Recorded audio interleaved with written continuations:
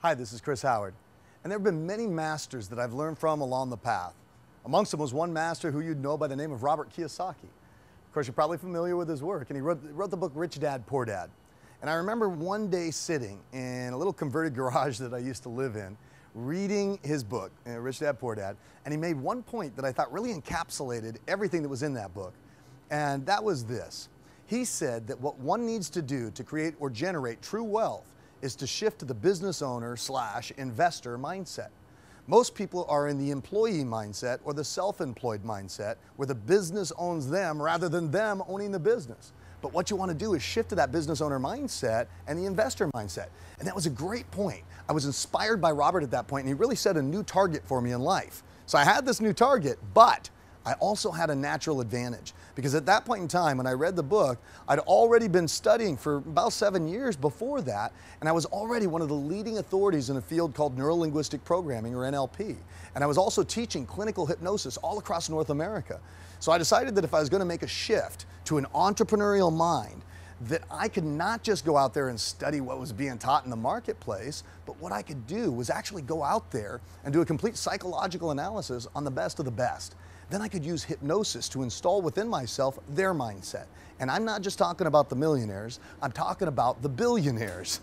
And that's what I did. I systematically broke down the psychology of people like Richard Branson, Warren Buffett, Donald Trump, Bill Gates, Oprah Winfrey, and looked at how they think. Like, what do they value?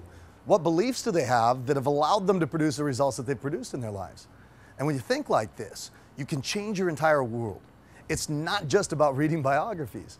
The advantage that I had, and I was just blessed to have, and I'm infinitely grateful to have those advantages. They happened by happenstance, really, more than anything else. I was just lucky, because I could actually look at these things and break them down, break the personality traits into small enough chunk sizes to make them transferable to myself, and there are many, many aspects to that.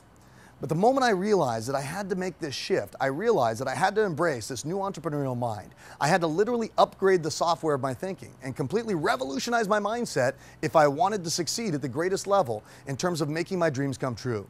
And if you're an entrepreneur like me, you've got entrepreneurial dreams. Even if you're not, you got dreams that you want to make happen. And business is the scaffolding and the structure underneath those dreams. One of the things that I noticed, and I'll give you a couple of points here that are big picture points, and they go much deeper throughout our courses in the Academy of Wealth and Achievement. But a couple of big picture points about the entrepreneurial mind that I've noticed is, number one, there's always something grander than the money for entrepreneurs that made tremendous success financially. There was always a grander purpose. In fact, most great entrepreneurs, most of the super successful and super rich, will say that money is nothing but a convenient means of keeping score. The game is about something much larger. That was truly inspirational for me. In fact, long before Warren Buffett gave his $31 billion to the Bill and Melinda Gates Foundation, he always said that the entrepreneur is uniquely geared and conditioned to solve social problems.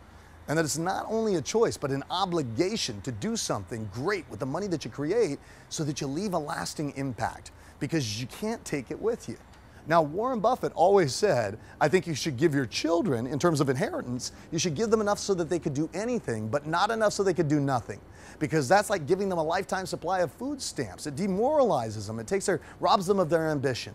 He said, rather than leaving the money from generation to generation and creating chains of dependency, what the entrepreneur should rather do is take those funds and plug them back into society in unique and intelligent ways that are far more efficient and far more effective than the government could ever do.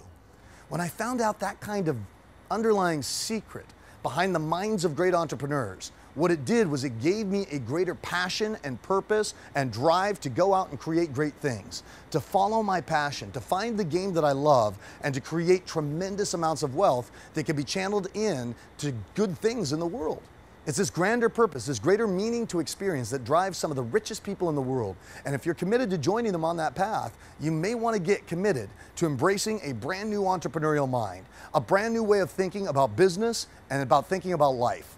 I wish you all the best in your journey, and I hope that in some way I help to ignite within you the burning desire to actually live your dreams, to go for it, to have a greater meaning to your experience of life. All the best.